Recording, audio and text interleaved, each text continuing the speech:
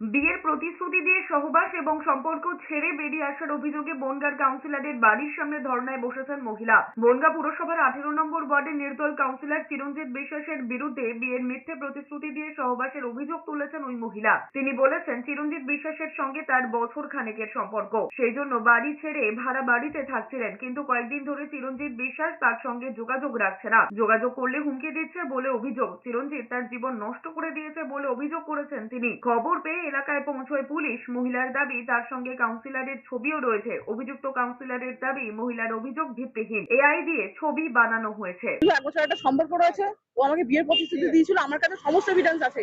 আমি একটা কথা মিথ্যা কথা বলছি না, আমার সঙ্গে ও সমস্ত কিছু যে যত রকম ভাবে মেলামেশা করা যায় সমস্ত কিছু করেছে। আমাকে ভাড়া বাড়ি ছেড়ে রেখে দিয়েছিল 3 মাস।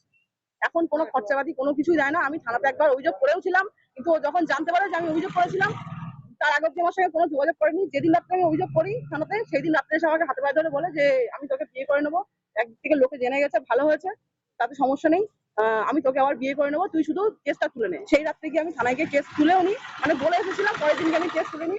তার 3-4 দিন পর বা 3-4 দিন পরেই মানে আমি কোর্টে গিয়ে স্টেটমেন্ট দিই যে ও নির্দোষ, এই বলে আমি স্টেটমেন্ট দিয়েছিলাম।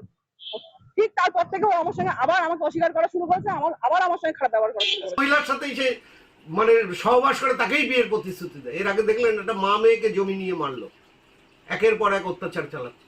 তাহলে আমাদের প্রশ্ন, পুলিশ ধরছে না তাহলে এই কারণে? এই তৃণমূলের সভাপতির হাত তার মাথার উপরে রয়েছে বলে?